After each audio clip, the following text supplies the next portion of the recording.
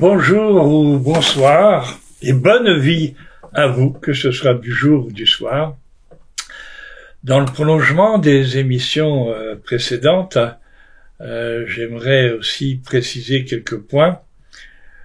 Souvent, on me sollicite, on me demande en disant est-ce que vous pouvez me conseiller une communauté druidique, si possible proche de la localisation où je demeure, et quel serait votre avis, etc. C'est effectivement une question qui revient souvent et qui est un peu difficile, en tout cas qui présente quelques difficultés dans la réponse.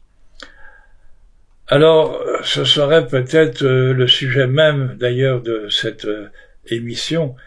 Je parlerai de discernement. Ce dont on manque le plus souvent, hélas, avec tous les inconvénients que ce manque de discernement entraîne dans nos choix, dans nos décisions. Peut-être aussi parce que notre 21e siècle est un siècle particulièrement porté sur la confusion, d'ailleurs entretenue bien souvent, et qu'il est difficile de ce fait d'avoir une idée claire, objective et précise de ce que l'on nous propose.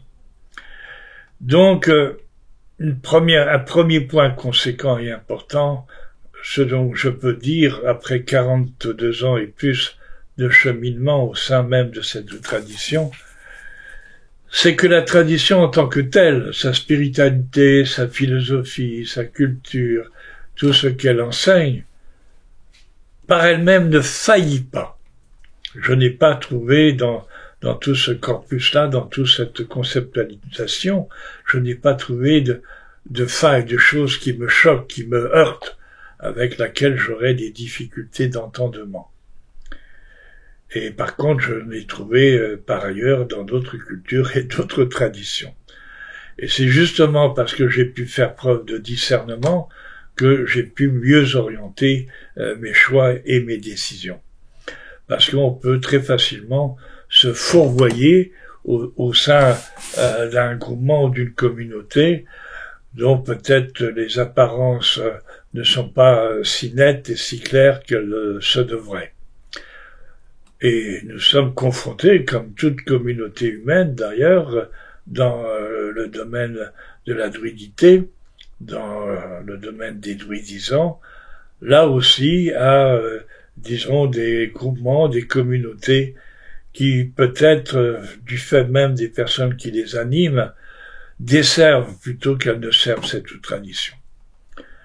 Et cela, malheureusement, existe, et c'est ainsi, nous n'y pouvons rien, nous ne sommes pas une structure policière, surtout pas, et chacun est libre de s'exprimer, mais malheureusement, quand cette expression est à l'opposé même des enseignements de la tradition, nous pouvons au moins faire preuve, en tout cas, d'information à ce sujet, et nous n'y manquons pas. Donc, comment choisir une communauté dans laquelle on sera a priori sûr, en tout cas, que ce qui s'y vit et s'y exprime et s'y partage soit quelque chose qui sonne juste. On avait parlé déjà de cette notion-là, car elle fait partie du discernement, sonne juste ce qui effectivement a une réalité objective et en même temps assure une vérité. Non pas une vérité absolue, puisque ça n'existe pas, mais enfin des éléments qui font que on est proche d'une vérité, parce que ce qui s'y vit, ce qui est donc partagé, sonne juste, est en adéquation.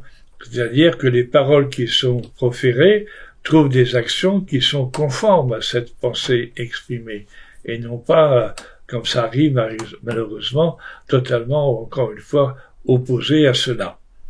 Et tant que l'esprit mène effectivement le cheminement et non pas la forme, et tant que c'est cette dimension du sacré et du divin qui guide et qui inspire à travers la Wen dont on a parlé déjà, alors oui, cela sonne juste, cela est accordé, ajusté. Voilà, exactement. La parole, l'acte sont ajustés et accordés. Les anciens disaient bien charpentés. Donc, c'est sur ces notions-là de discernement de ce qui sonne juste et qui est autrement discordants et dissonants, qu'on peut faire plutôt confiance à telle proposition. Et la confiance sera, on l'a dit, la clé de la relation instaurée avec cette communauté, et elle sera entretenue comme on entretient un foyer d'amitié ou d'amour. Et cela sera effectivement bienvenu pour cet accompagnement dont nous avons fortement besoin.